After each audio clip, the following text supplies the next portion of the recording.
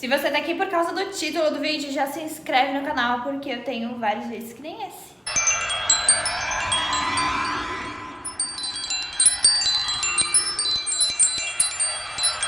Ok, cadê a luz? Cadê a luz? Haja luz. Mandei pro conserto, eles não devolveram, né? Tipo, eu pedi pra trocar, não devolveram, porque de 120 foi pra 360, o mesmo produto. Pode procurar no Mercado Livre. Isso é um absurdo, então fazer o quê, né? Vamos ficar sem luz, gravar de dia, né, Jade, linda? Gravar de dia. Mas enquanto isso não acontece, vamos falar sobre runas, né? Então bora pro título do vídeo. Você já procurou o significado das runas? Se você foi no Google e pesquisou como jogar, o que são as runas, você deve ter se deparado com um dos meus vídeos, porque ele tá bem lá na entrada. Porém, eu acho que você não queria saber das runas das bruxas, e sim das runas tradicionais, o famoso Futhark. E antes de contar toda essa história milenária, porque faz milhões de anos que a gente tem o conhecimento das runas, eu vou contar um pouquinho sobre ela popular, de onde ela veio e tal, pra gente já se situar. As runas que conhecemos eram as runas dos vikings lá, os alemãos, no norte da Europa. São conhecidos como um jogo de símbolos de 26 peças. Essas peças antigamente eram feitas no bronze, no ferro, eram feitas na madeira e hoje em dia até feitas de pedras, né, que é o mais popular.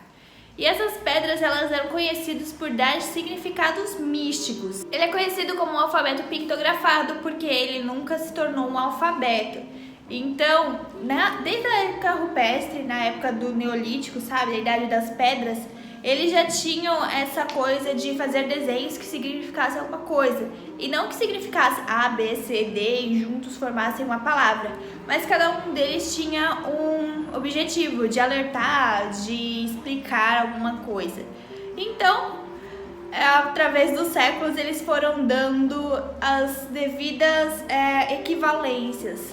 Tanto que surgiram realmente alfabetos, significados. As runas andaram por todo o mundo antigo, mais pela Europa, lá no norte, do sul da Itália ao norte da Grã-Bretanha. Então, muitos ouviram falar desse modo de diálogo. Não era conhecido como o alfabeto latino, que já ao contrário, ele não era desenhos que significavam, que tinham significados, e sim eram símbolos que se tornavam significados. Não sei se deu para entender a diferença. Bom, e esses símbolos eles eram usados para comunicação, alguns como talismãs e também como jogos oraculares, que eram os famosos meios de comunicação com entidade, com o espiritual, e de lá surgiram várias teorias e várias vertentes. A mais conhecida talvez seja a história, a lenda de Odin, que ele é o deus máximo do panteão nórdico, que era o panteão germânico. Ele dizia que Odin ele passou 9 dias e 9 noites à procura de uma iluminação. E até aí tem várias versões da história, e uma delas foi que lhe foi cedido a sabedoria, e dessa sabedoria ele trouxe 26 símbolos à Terra. E na mitologia, essa é a forma que foi introduzida as runas. E foi daí que eles popularizaram as runas e como ela chegou no nosso plano astral.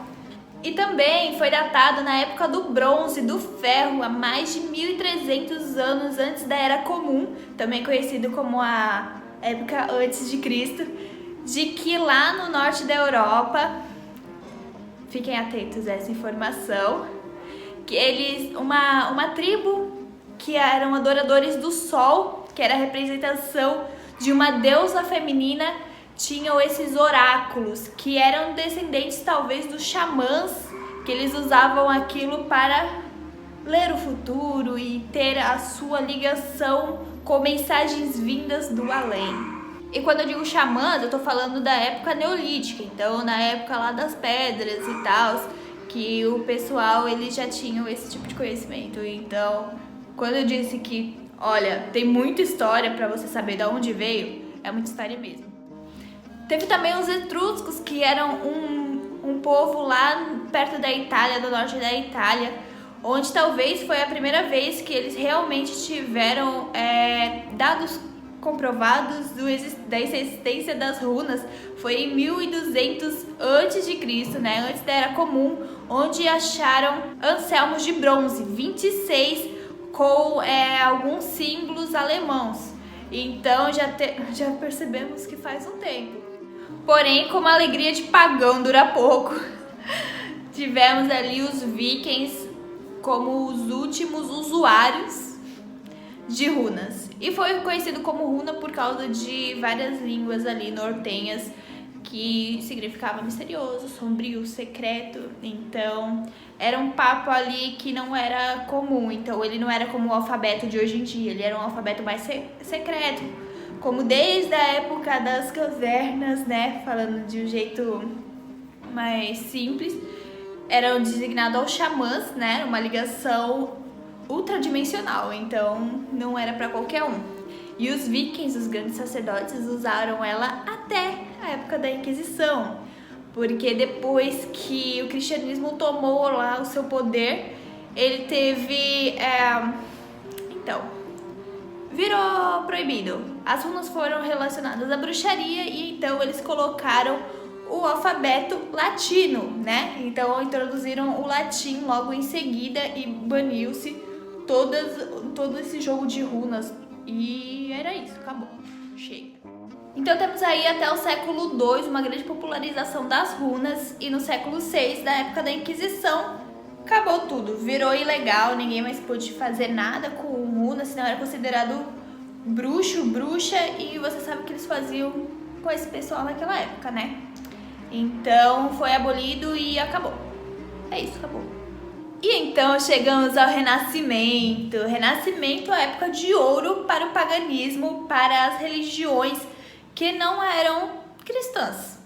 E no Renascimento, nessa época de seres pensantes, né, tivemos a volta das runas, agora dessa vez com os ciganos, que eram bastante populares naquela época, e também com astrólogos. Então ela retomou com uma certa força nessa época, porém continuava aí nos segredos dos habilidosos da época. O Futhark, então, que ficou conhecido como as runas populares até os dias de hoje, eles têm 26 peças e nessas peças existem 3 famílias. Antigamente, na época dos vikings, eles usavam apenas 16 para as runas, para os oráculos. Porém, nos dias de hoje, pode ver até gente que usa todas, mas aí, como eu disse, nas runas das bruxas é particular. Então, se você quiser fazer com 8, com 16, com as 24, se você quiser fazer com metade, aí vai de você. Porém, um adendo bastante importante, que eu não sei se eu deveria dizer isso, não só por ser o óbvio, né, mas também por ter uma opção de você faz o que você quiser. Lembra que eu falei que era usado pelos xamãs? Então, depois eram usados pelos sacerdotes. E hoje, quem tá jogando?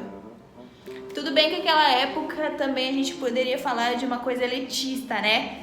Então, uma coisa que muitas pessoas não tinham acesso, e também, como a deusa diz, ninguém pode impedir o caminho de você até a deusa.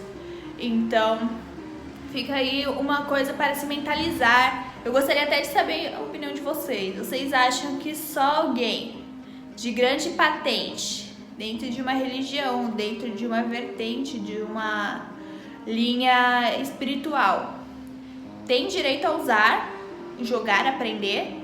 Ou qualquer pessoa que queira aprender pode aprender, né? Então existe esse questionamento aí. Porque se naquela época a gente coloca aqui os sacerdotes, os xamãs, os líderes religiosos, eles usavam, né? O pessoal que era considerado mais ligado a hierarquias mais altas. Porém, o pessoal cigano começou a usar astrólogos, aí meio que popularizou, meio tirou essa não sei me expressar como eu tô querendo, mas se bem que a gente tem uma hierarquia, a gente destronou os reis, né? E aí, isso vale pra tudo? A gente tirou o elitismo das runas. e de todos os jogos de adivinhações que eram designados aos sacerdotes, aos xamãs, aos líderes. Foi errado ou foi certo? Me fala a sua opinião aqui embaixo, tá?